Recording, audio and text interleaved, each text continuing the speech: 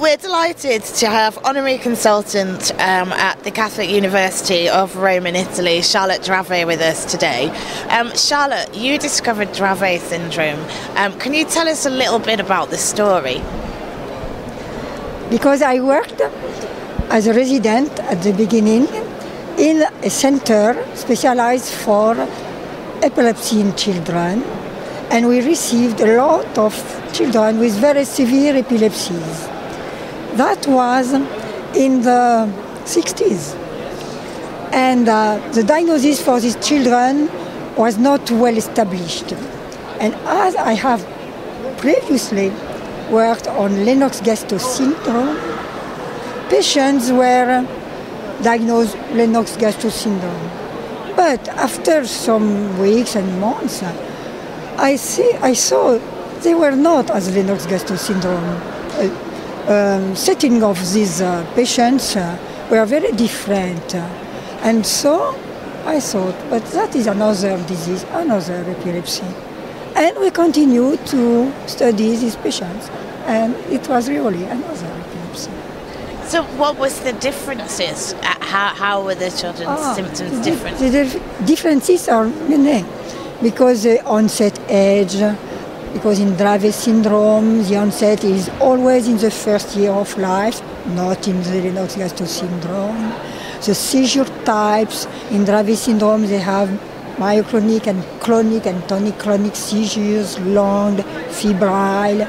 And in Lennox-Gastaut, they have tonic seizure, status of tonic seizure.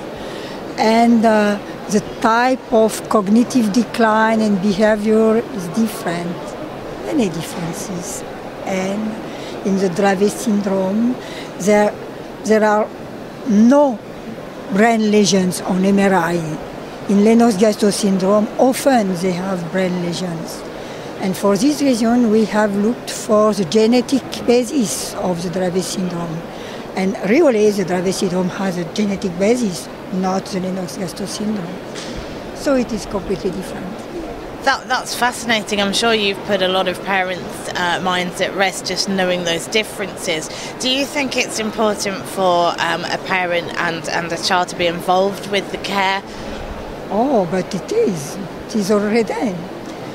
Because, for example, there is now an international association of families with children with Dravet syndrome, and many other associations, French, Italian, British, Spanish, German, and so on.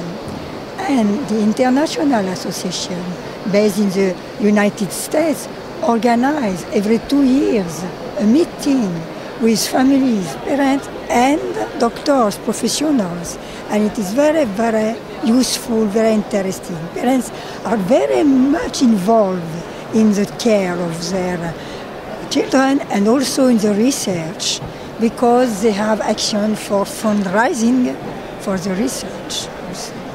Fantastic. Now, talking of research, at the Congress, what have you been doing so far at the Congress?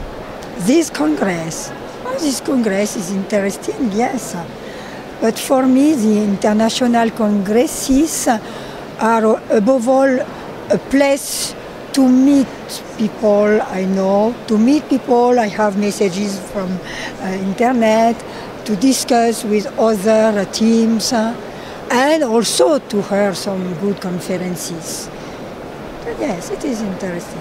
And are you presenting anything at all this year? I was a chairman in the first day for a session about absences, epileptic absences, and tomorrow in the afternoon I have organized a session, a forum session, about the cognitive development of patients with Dravet syndrome. And I have involved 3 teams, one Italian, where I work, one French, and one from Belgium. I hope it will be interesting.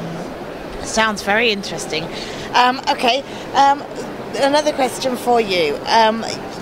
Where do you think the future of epilepsy treatment is? I mean, you mentioned genetics in terms of Dravet syndrome. Do you think the future of epilepsy treatment is in genetics? It will be necessary to find other way of treatment, because up to now the big problem is the epilepsy is very, very pharmacoresistant. So, some years ago in France, one new drug was developed, and it is useful. It is useful, but it is not sufficient. And as the seizures often have a febrile, inflammatory, probably background, perhaps to search in this way of inflammatory could be useful. I don't know. And on the other hand, there is also the future in gene therapy, because they have a mutation on the gene. But that is for a very, very far future, yes. Okay, Charlotte Dravet, thank you so much. It's been great to meet you. Thank you also.